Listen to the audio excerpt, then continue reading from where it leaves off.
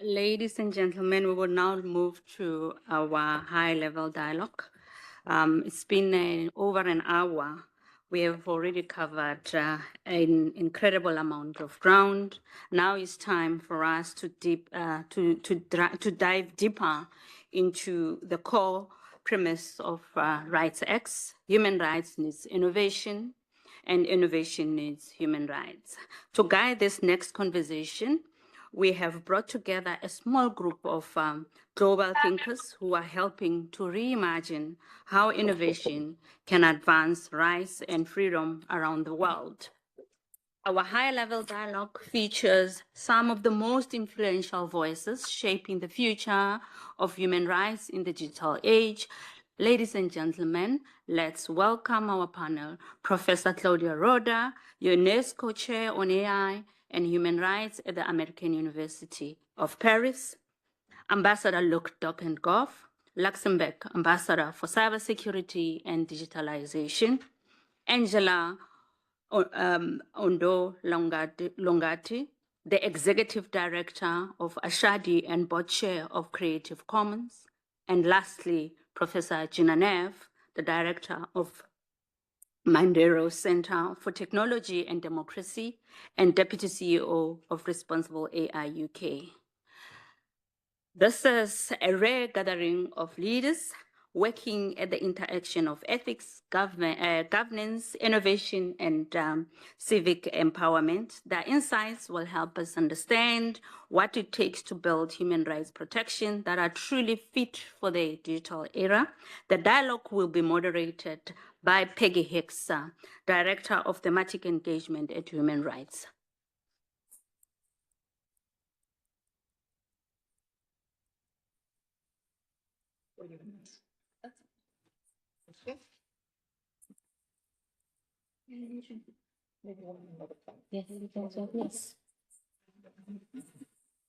Good morning, everybody.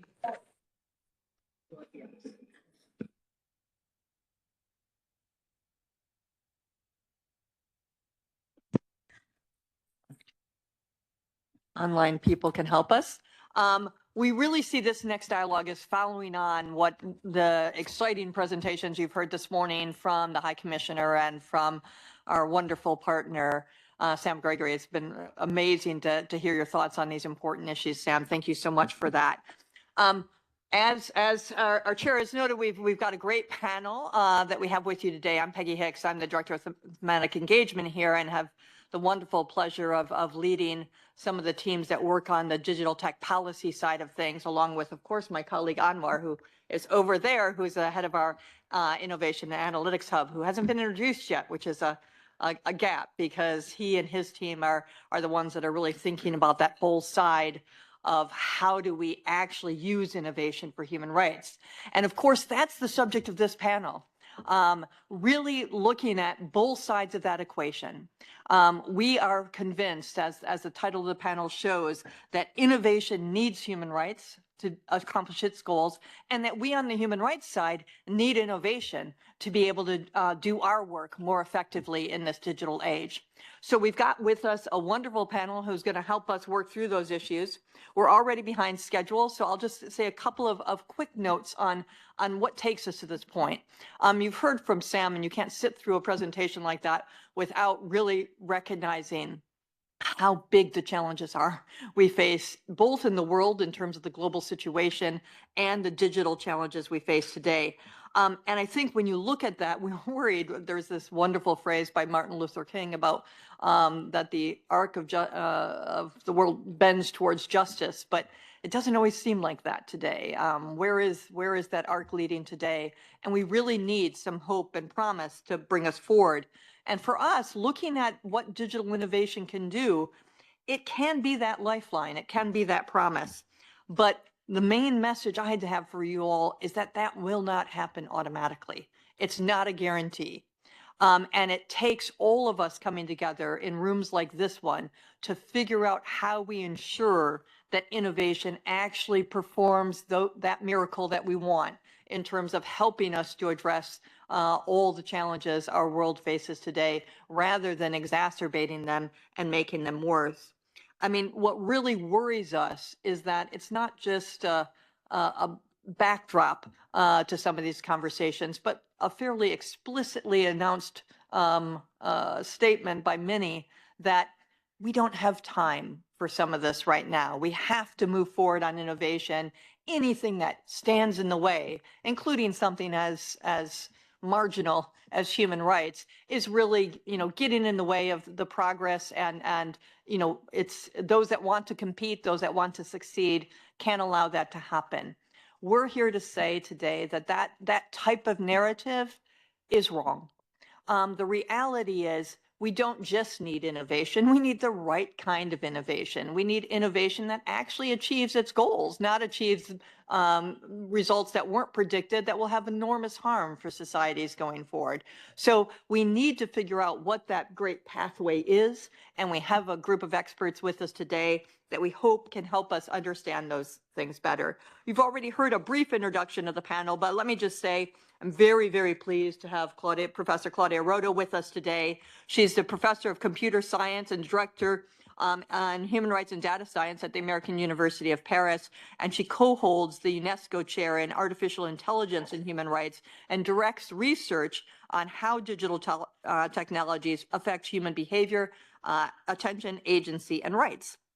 And we're very happy to welcome back our good colleague, Ambassador Dockendorf, who was, of course, known to many of us here in Geneva for his work as the Deputy Perm Rep in the mission here, but is now the Ambassador for Cybersecurity and Digitalisation in the government of Luxembourg since March of 2025.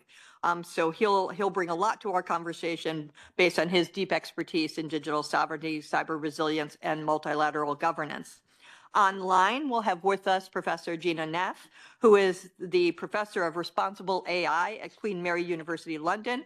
She runs the Minderoo Center for Technology and Democracy at the University of Cambridge, and she's Deputy Chief Executive Officer of the UKRI Responsible AI UK and Associate Director of ESRC Digital Good Network. And Gina, I read all of that last night thinking, how does she do multiple jobs? We won't have time to answer that question today, but we congratulate you on being able to pull all those things together. And finally, we're very fortunate to have with us Angela Oduor Lungati, who is the Executive Director at Ushahidi and Board Chair of Creative Commons. And those organizations, Ushahidi is a global nonprofit technology company that helps communities quickly collect and share information that enables them to raise voices, inform decisions, and influence change. And she's the co-founder of Akira Chicks, a nonprofit organization that nurtures generations of women who use technology for development, innovations, and solutions from Africa. So that perspective, of course, will be crucial. We're going to try to shake things up a little bit here by having some quick answers to questions, not a Geneva tradition, I have to say. But I'm going to ask our panelists now to just start us off by some short perspectives, giving us an idea on how they think the digital age environment is fundamentally reshaping the environment in which human rights must be protected and promoted. And I'm going to give primacy of place here to Claudia first, please.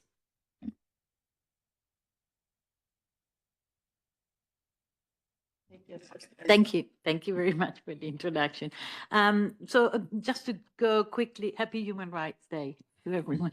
To get quickly to the point, I think what we are seeing now is not really something new. It's something, we see a set of preoccupations that have been around technology for an incredibly long time. And what we have is an acceleration and amplification of pre-existing challenges that very rarely, in fact, had been recognized, right? Now they are so big that we can't close our eyes anymore. And I think with respect to human rights, there are two sides. One is the principle of human rights and what's happening around the understanding of those principles. And the other thing is the implementation. I'm not going to say much right now about implementation because I know we're going to have a little bit of time, but just to say that implementation to me, it's everything that is the building of the tech, the establishing of the law, the building capacity, and so on. And here what we see is that in the current digital environment, this has become really difficult because of concentration of all sorts of resources. And I think there we need transparency and plurality, and I will come back to that. But about the principles, what we see is that we need to move away from the dichotomy that either data and machine are the solution. It's becoming clearer and clearer that data is not, having a database approach it's not by itself a fair, unbiased, secure, and so on. And on the other end, we need to move away from the idea that technology is the source of our problems. In fact, most of the time, if you really look carefully, the problem is not technology. If you like, it may be who controls the technology, how technology is used, but sometimes it's really either societal problems or political problems that we are just reprojecting on technology. And I think sometimes we need to have the strength to say, hey, look, this is not an issue of for example, very often accountability is not an issue of technology. Very often, it's wanting to do. And finally, I want to go back to innovation because we are here talking about innovation. And I think you just said something very important. Innovation by itself is not a panacea. It's not necessarily good. I mean, if you look at app-based platform that innovate on around labor protection, removing workers' rights, that's innovation. Is that the type of innovation we want? I think we need to decide. So I'll stop there because I think that wasn't as short as you wanted. You did a great job. So no, thank you so much. And those dichotomies that you're talking about, I think are exactly what we want to break down about how we make sure that we don't see one side of the equation without looking at the other, or don't see them as juxtaposed in that way. I think we're going to test out the technology, Gina, and see if you can jump in next, if you could, on that opening question. We hope it works. It's our first attempt. Good morning. Wonderful. There you are. Thank you, everyone. It's really wonderful that I can join you, even though I can't be there in person. For 5 years, I have run the Minderoo Center for Technology and Democracy, and our main mission is to rebalance power between people and the tech sector, and to work for technologies that work for people, communities, and the planet. And I'm so grateful to Peggy for that kind introduction. We have a lot of work to do. I'm a social scientist by training, and I would love to underscore a couple of themes that have already emerged this morning.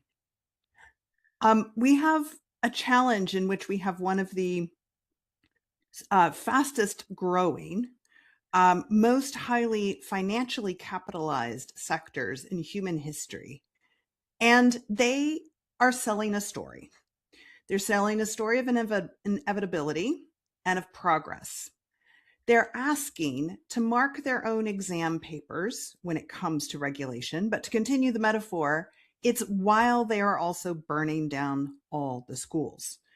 The idea that we are on an inevitable path serves the interest of the people making these tools. There has been a push for regulation, rightly, and I join that. That is one of my day jobs. Yes, but currently, I think we could agree that the push for regulation, reining in AI, and ensuring that we have adequate guardrails, that push isn't currently working. That is the story that this is all happening and there is nothing we can do to stop it is winning.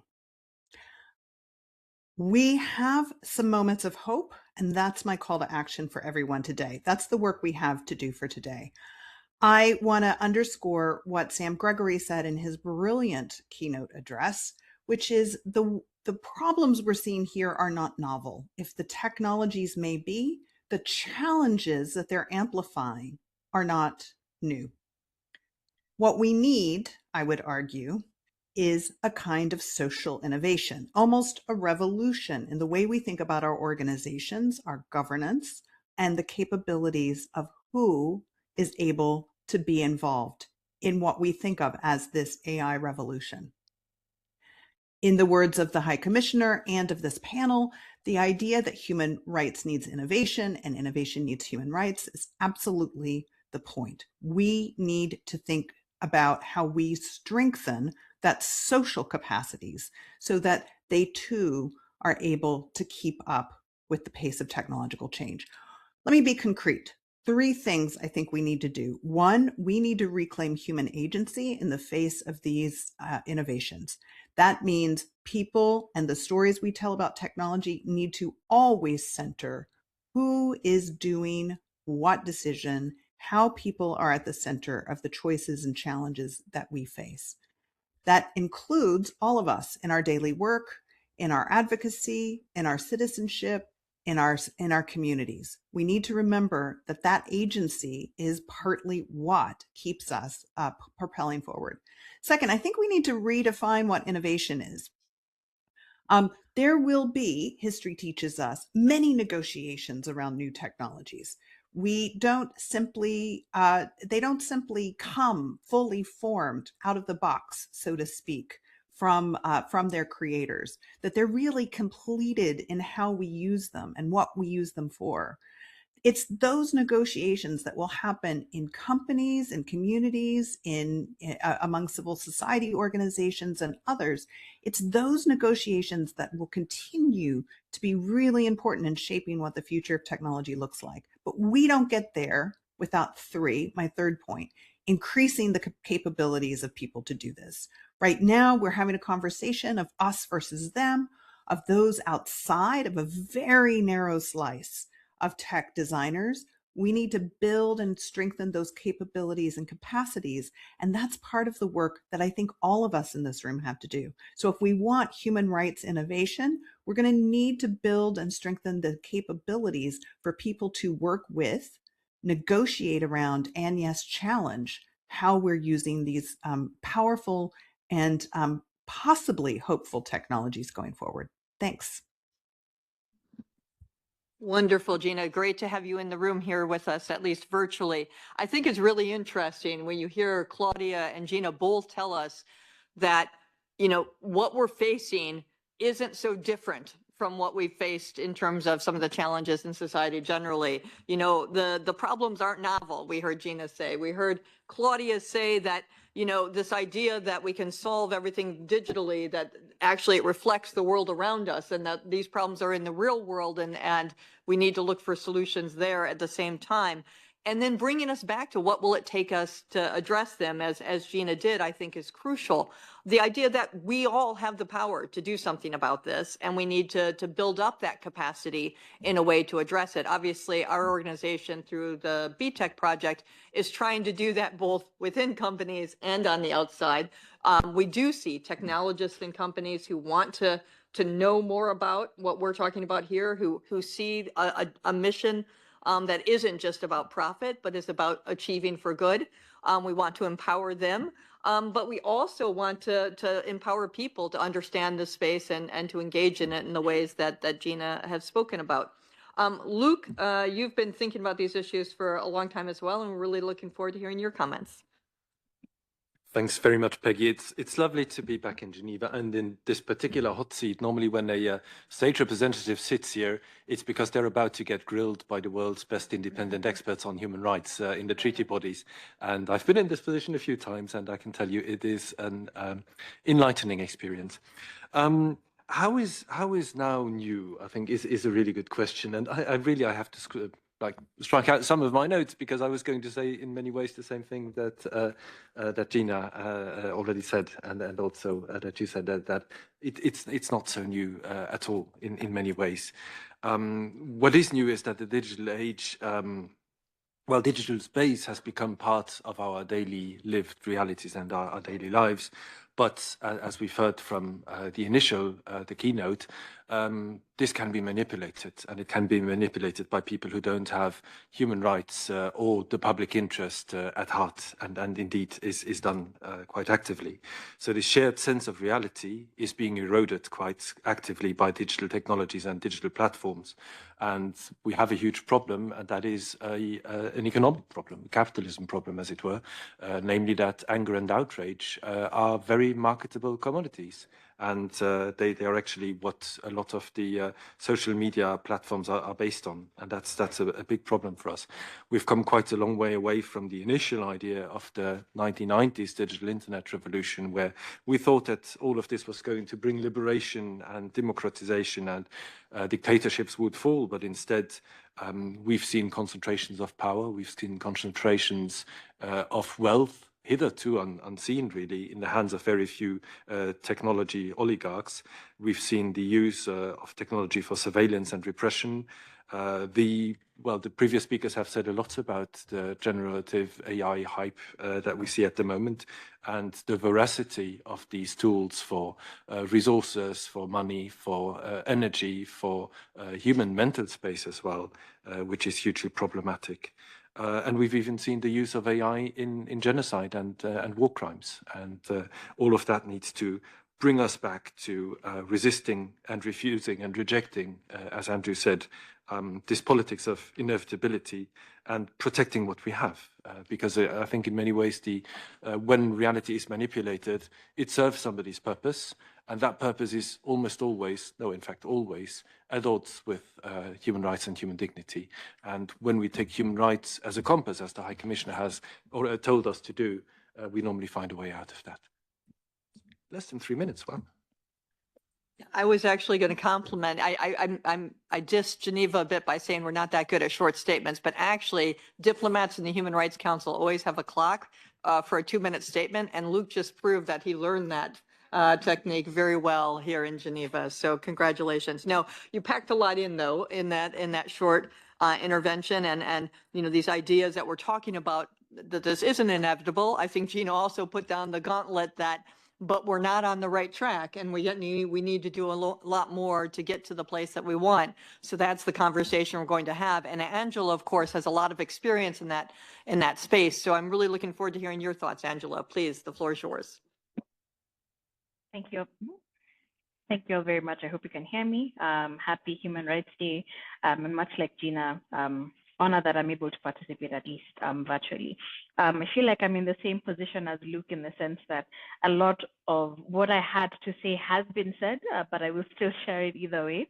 As someone who's been helping to build technology tools to engage with vulnerable communities in over 160 countries over the last 17 years. I think from what we've seen, the fight for human rights is now happening both offline and offline, and it feels like the digital battlefield is moving faster than the safeguards that we have in place. You know, some of these have been outlined really well, especially by Sam. So whether it is misinformation, coordinated online harassment, or bad actors who are weaponizing platforms to silence, intimidate, or manipulate vulnerable communities with unprecedented reach. We know that technology has expanded how we speak. We mobilize and hold people to account, but then, as has been shown, it's also expanding how harms are inflicted on people, and especially those who are most vulnerable. I think the other thing to keep in mind is that the design of emerging technologies themselves can also create harm when they are not built with human rights principles in mind, especially with those who are being affected the most being least represented in the designs of these tools. The data gaps that exist, influence the type of AI tools that are being used out there and are, perpetuating biases and exposing these communities to unprecedented risks. What I think we need now is to shift to a proactive, collaborative, rights by design innovation. Prioritizing strong policy guardrails, better digital literacy, and real collaboration. I think it goes back to Gina's point of, this idea of social innovation, real collaboration between those of us who are building the technology, policymakers, civil society organizations, as well as communities, but also going beyond regulation and thinking about education, digital literacy and public awareness so that people understand what their rights are and can actually practice some sort of agency, both online and offline. So in short, human rights and the need for protection has not changed. I think the scale, context, and the speed of the threats absolutely have, and so does our pace of responding to this as well. Thank you. Great, Angela. Thank you so much. I think that idea about collaboration and how it can help us move forward on incorporating rights by design is a crucial one that we can pick up. If we could, I'd like to come back to you directly, Angela, and if you could maybe give us a sense of, you're working, with tech companies and your own experience on the ground about both what are you seeing in practice with regards to inclusive innovation? Where do you see the biggest gaps between the way that tech companies are approaching this, what they build and what vulnerable communities actually need? And, are there any good practices you can point us to? I like the fact that we're using the term genuine inclusive innovation, because sometimes today it feels like inclusion is performative. I think for me, real inclusion means designing with communities, not for them, ensuring that their lived realities actually count, designing for giving them agency rather than extraction of information or value from them. It means designing tools that these communities can engage with in their natural languages and with tools they already have access to. I think some of the gaps that I see today really revolve around assumptions on what literacy looks like within these communities and bandwidth. We have all of these emerging technologies with demands on power, demands on data bundles, and we aren't quite thinking about how we design for people who might not have access to that. One of the ones that I feel especially strong about is the fact that artificial intelligence barely works for most African or indigenous languages around the world, right? There are many, many languages that are just not represented because there's still a lot of work that is being done to digitize them, to provide the data that can actually train these tools for them to adequately represent what their lived realities are in the languages that they engage with. And more often than not, in this quest to create that sort of inclusion, communities are providing data, lots of data, with no power or benefit going back to them in return. You'll find local communities spending hours gathering their indigenous languages, voice data of the indigenous languages to train AI models, and then they have to pay for these same AI models. That value, it's not commensurate. So for me, I think inclusion, innovation is only inclusive when it's leaving no one behind, and when people can actually speak in their raw, authentic forms without being forced into systems that don't reflect their lived realities, and when they're given agency to make decisions around how their data will be used and how these tools should be built or how they should even be governed. Thanks very much, Angela, for bringing it home to what this looks like on the ground and some of the real challenges that are faced. I have to take just a minute to mention that we actually have a project as part of the Innovation Analytics Hubs that's about protecting indigenous languages, and there's probably a booth. I haven't surveyed the field out there yet, but there's probably something out there on it, Anwar, that you can get more information on that going forward. But this issue about how communities are engaged, especially around languages, is a huge challenge and one that has to be met. Luke, I'm going to turn to you next because you're sort of on the policy side of this. Maybe you can give us a sense of the challenge is clear that sort of real inclusion, designing with, not for communities, and giving them the benefits of what's being developed as well isn't happening in the way that it should, as Angela has said. But I think you've also looked at some of these issues in the context of crisis and human rights protection, and maybe you could bring us back to those subjects a little bit more directly as well about how you see innovation happening in those spaces in the way that meets the challenges Angela has put on the table. Thanks, Peggy. Yes, well, there's quite a few things that Luxembourg have been working on together with the Office of the High Commissioner, but also the UN humanitarian system, the World Food Programme.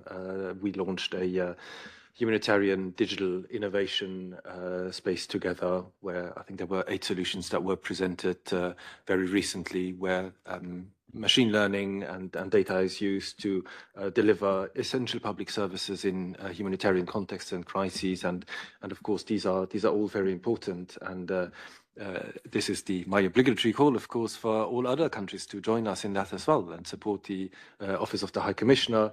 I mean, the Innovation Hub, I think, is an excellent new one, but also not to forget the existing other structures of the office.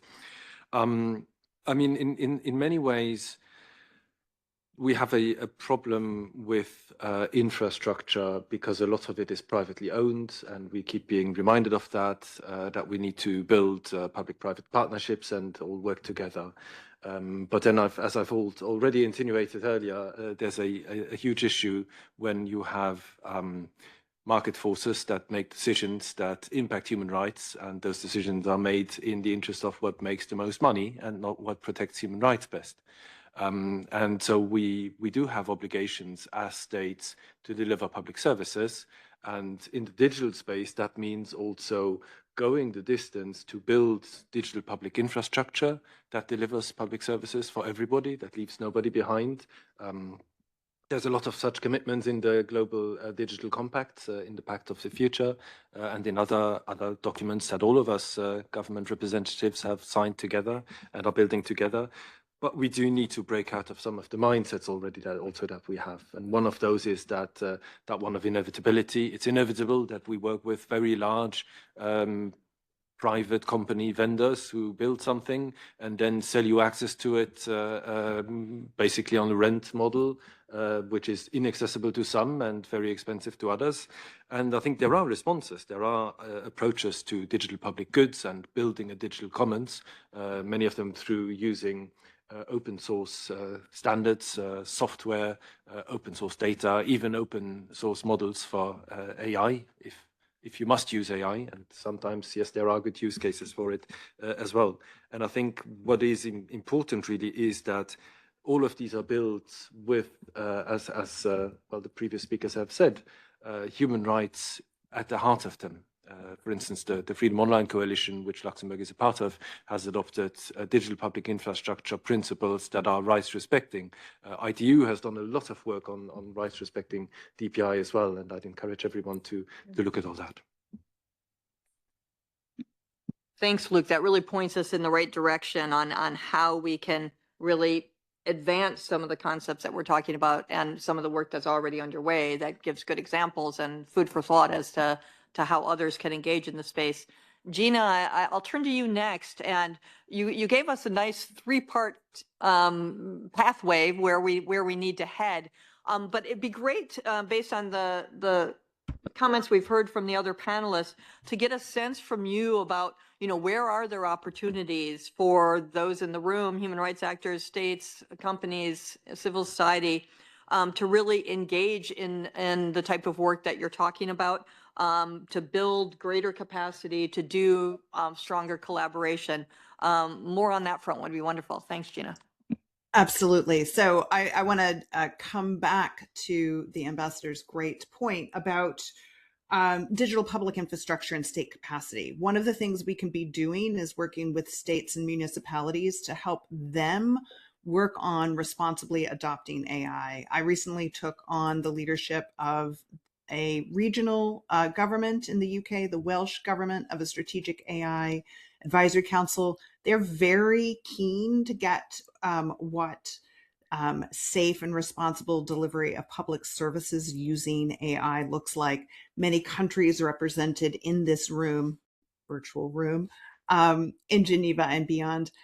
We'll also be interested in how do we harness the benefits, the efficiencies in public infrastructure while still ensuring that we're developing products and services that are not discriminatory. So I think there's real possibility for leaning into how we better deliver public services and use a rights-based model to do that. Second, I think one of the things is to find the problems and create the alliances that help us get to where we need to go. For example, many in the room, this is not news. The really challenging problems of our information environment, well, it's not a very trendy topic at the moment. The problem has gotten worse. It's going to get worse before it gets better. It's very difficult in this environment to get funding to do work around information integrity issues. There are fabulous initiatives to this effect. Multilateral research initiatives through the International Panel on the Information Environment, which we are a part of. Through the UN, there are wonderful initiatives, but we have much work to do. However, no one is standing up and advocating for online advertising fraud, scams, deep fakes that are used to give brand to harm brands. While it may not seem like a human rights or democracy issue, it allows us a language and a capability in really challenging times to show that our interests are aligned in the right space with people who can come and be powerful allies for us. And then third, and I really want to stress this, I think there's a lot of work we've got to do in terms of individual capacity building. So what does it mean for us to get in and ask of ourselves, how might I use these current suite of tools to better my own work? And it's through that deep auditing and experimenting that we will see where challenges and opportunities lie and get crisper in our analysis and in our ability to push for the changes that we want. I think currently we're really talking at cross purposes with the tech sector. Many governments are shutting doors. They want to talk about growth at any cost in the UK and beyond. But when we get really clear and say, if we want growth, if we want efficiency, if we want these economic benefits, then we have to show publics how we're not leaving them behind. That's when those of us working in the rights-based space can really make a contribution and bring many more people along with us.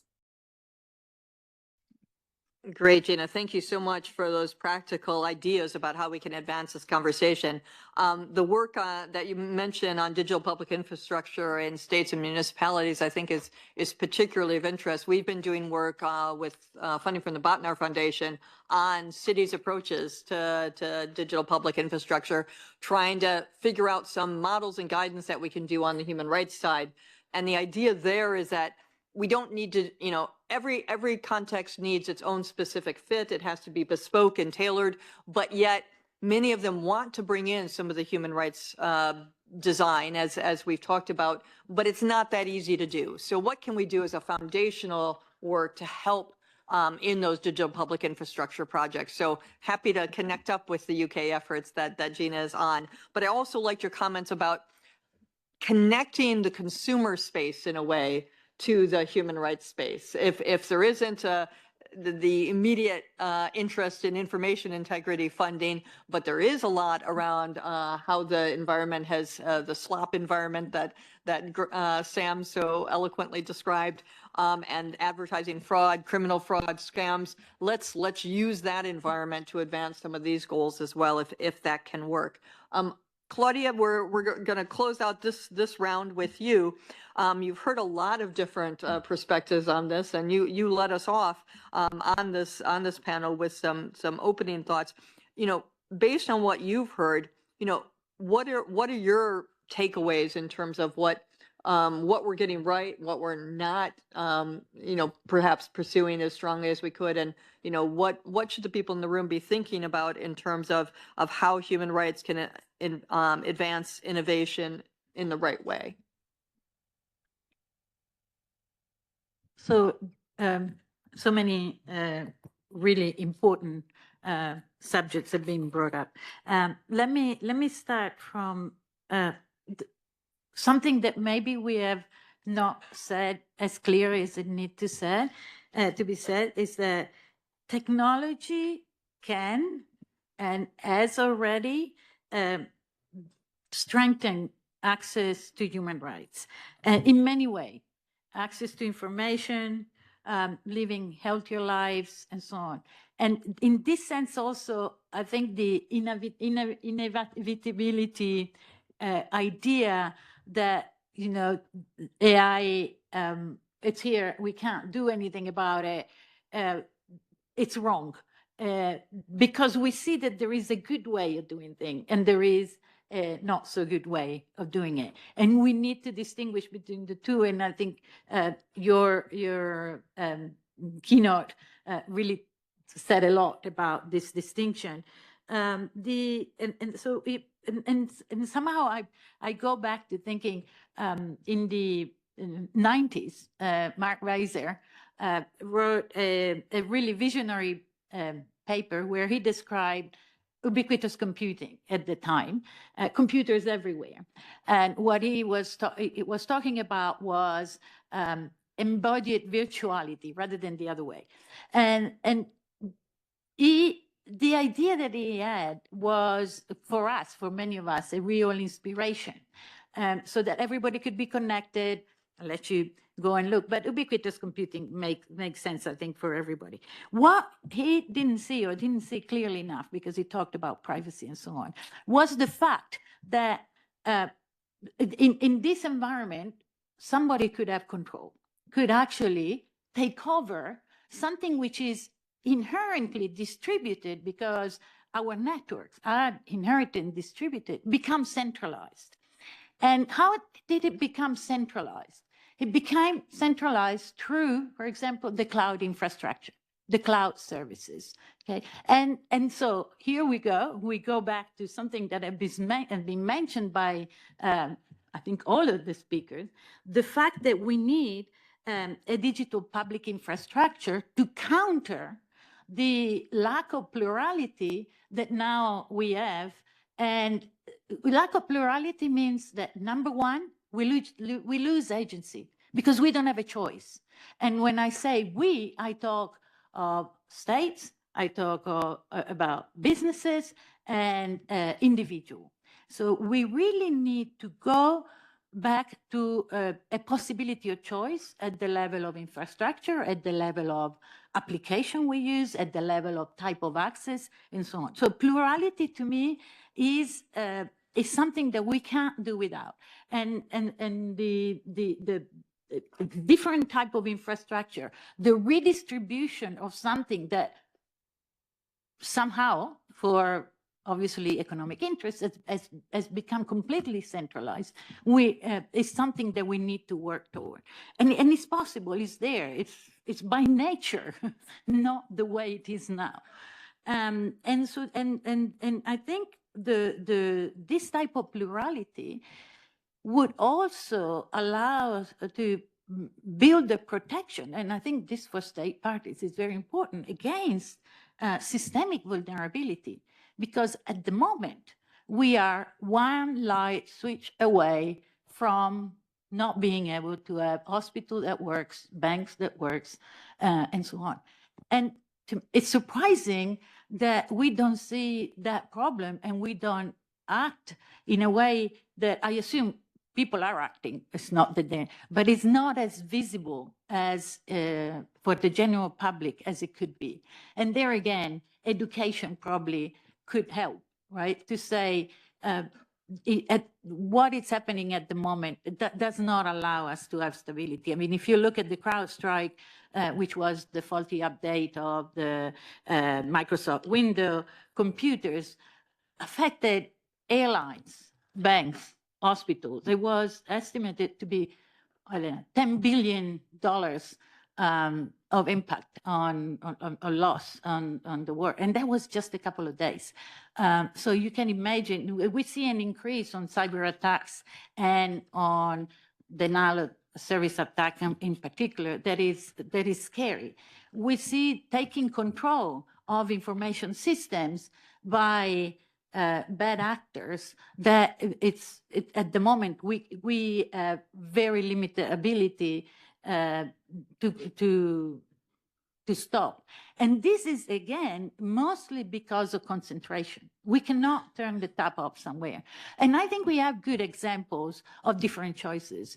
The International Criminal Court finally, after being bullied for quite some time, decided to step away from big tech and go toward open source software. It's possible, it's feasible, and I think it's smart in many different ways. Thanks so much, Claudia. We unfortunately started a bit late, so we don't have a lot of time left. And I've got a number of questions that have come in from the audience. Those of you that are here could always put them in that way as well. It might be a better way for us to get the full range. One thing that's come up in several of the questions relates to this question of collaboration. What does collaboration look like? Are there good models of it? How do we make sure that the investment in the areas that we're talking about here, how do we get the funding to go to the places that it needs to? We're doing work with venture capitalists and other institutional investors to try to get them to ask the right questions when they're investing in tech startups and other tech companies. Difficult work, as you might expect in some regards, but it's really important to try to get the financial resources necessary. I think it's one of the first things you raised is where are the resources going and how do we make sure they match up with the needs that we see? So I'd love the panel to come in on that question. Better collaboration, more funding in the right places. What will it take to get those things to happen? Anybody, right? One of the two of you want to jump in first? Ladies first, of course, but wherever you go. Please. Well, obviously, international organizations are in the position of create the dialogue, the collaboration that we need to have, and education. I think it's the basis of that establishing a collaboration, and eventually come to find the resources. As usual, it may be a long path. There are shortcuts, but if you look at the work, I don't know, just the fact that when we work in our master on human rights and data science, there is exactly the sort of thinking that we want to create. Where do we need to put the efforts? What is dangerous and what is instead, what type of good alliances can we create, and have the big picture. And very often the big picture is not clear. Then there is the problem, obviously, what is the final objective of investors, right? If the final objective, and this is perhaps why education is so important, because if the final investor of the objective is the bottom line, then there is not much you can do at the moment. But I think eventually we can turn that around and make infrastructure and services that are both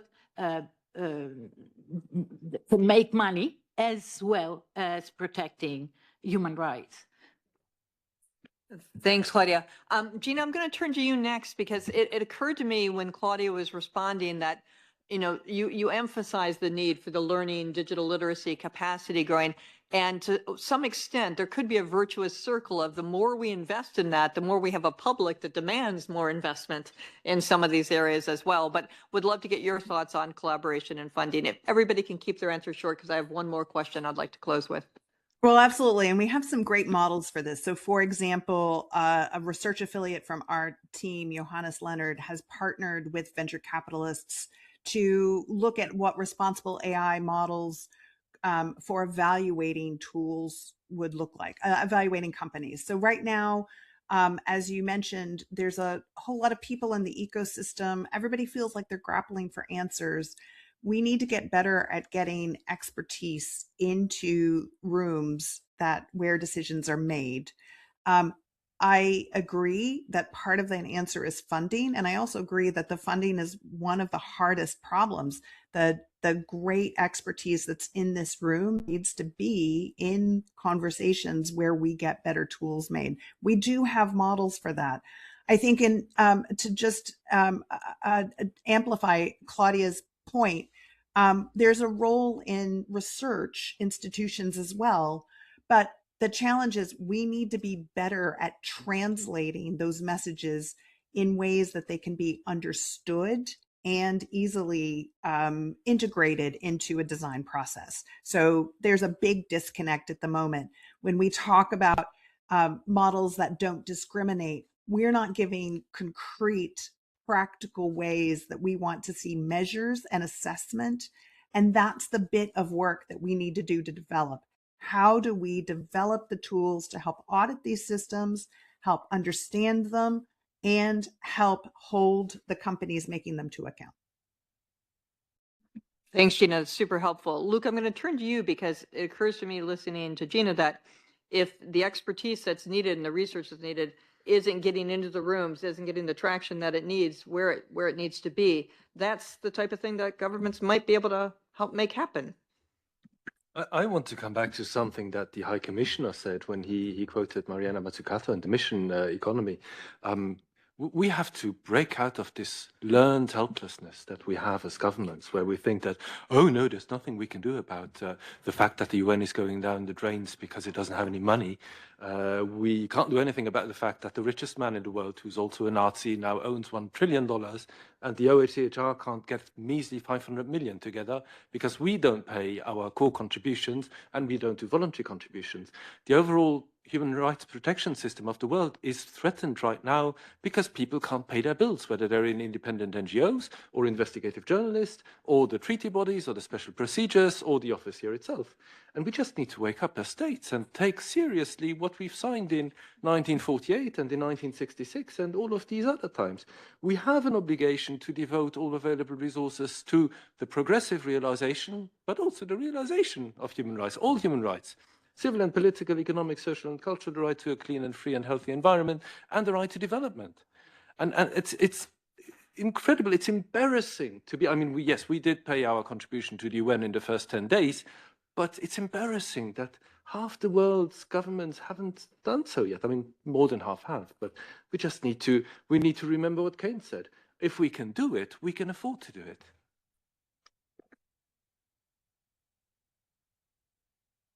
Just one word. I think that and regulation is fundamental. We are seeing regulation going down rather than up at the moment. Great. And that's a good moment for Angela to come in and give us your thoughts on this collaboration and funding side of things, resources. So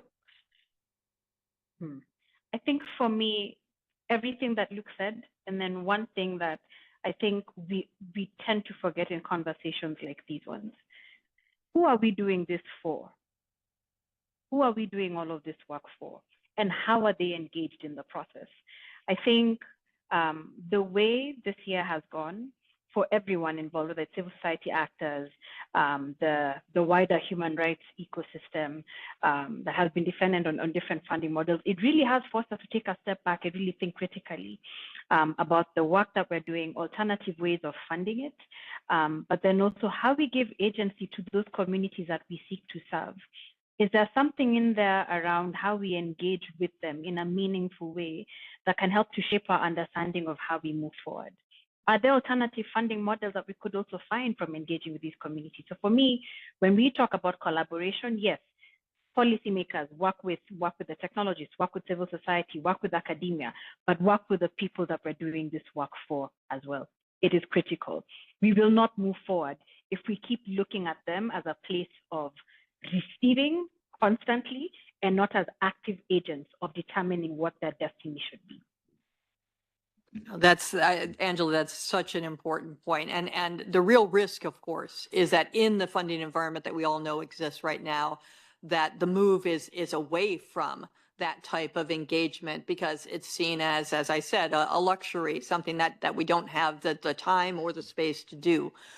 So that call to make sure that it happens and to recognize that without that type of engagement with the people that are affected in the communities that have the expertise and knowledge about what works in the real world, that again, innovation won't actually succeed. But it's Human Rights Day. And I want to close this panel with a challenge to each of the panelists to give me one good example, one inspiring example where somebody's getting this right and is something that we'd like to see happen more of. Anything within your toolbox. Who wants to jump in first? Anybody? I'll let you start. Sure. Yeah, Luke, please. All right. Well, something you can have on your phone, and many of you do already, is Signal. It's a non-profit foundation that makes secure encrypted communications for everyone. It's free. It's great if you donate, but that's an example of a solution that's open source as well. Others free use it and make a lot of money off of it. That actually works. Great. How about Gina? Over to you.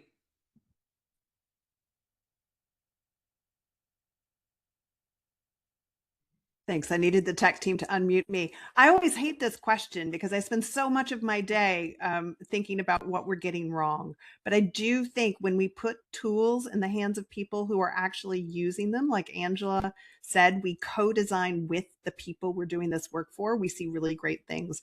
I've spent 15 years studying automation in the construction services industry, and the amount of grounded local tools in the hands of workers is so inspiring. And it's my next book is on this. So I get really inspired when I see people in their jobs with the tools, making good use of them. When we can do that, we get better innovations and better designs. Thanks, Gina. How about Claudia? So maybe I'll go on a small tool that we are building in collaboration with the organization, non-for-profit organization in the States that distributes books to children in Title I schools that are not that are in disadvantaged area. And so the idea is that these kids never get themselves recognized in the book. So we're building a system that allows them, using AI, that allows them to build their own story and draw their own stories. I need to say also that we have a big headache because of the localization. I think one problem that we find is how do you go away and make it completely local so data don't go away. And so there are systems that can help with localization. I'm sure those working in the field much more than what I do. This is just some work with students that they know about this. And I wanted to close with you, Angela. I hope you're able, through the important work that you're doing with the organizations there, Ushahidi and sorry, I don't remember the second, but it's I'm sure giving you some inspiring examples that we can all benefit from. Angela? Yeah, absolutely. I mean, just like, I mean, for me, it's hard because there's so many inspiring examples, but I'm going to make a specific call out to the group of people working on the African continent, trying to make sure that we are building truly inclusive and responsible AI systems and in ways that give agency back to local communities. So this is the natural language processing community. There's a bunch of them in different parts, have groups like Masakane Foundation, Ghana NLP, but locally in Kenya, so we have a group of researchers at Strathmore University's Center for Intellectual Property and others from the University of Pretoria that have developed an alternative license that's called the Mulite Obodo Open Data License that really prioritizes the values of the local communities that are digitizing languages and lets them decide what value is going to come back. So it's being paired up with work to build a language corpus, but really thinking about, even as this data is being collected, how do we protect it in ways that ensures that it's not being extracted from you? I think for me, in this age and space that we're in, that gives me a lot of hope, because it speaks to building, like designing with that rights first perspective. So thank you. Great, thanks so much. Thanks to the panel for abiding with the short time frame that we had. Apologies to the chair for handing the floor back to you late, in the same lateness that I received it, I'll point out. But really glad that you're all on this journey with us, and maybe a round of applause for our wonderful panel.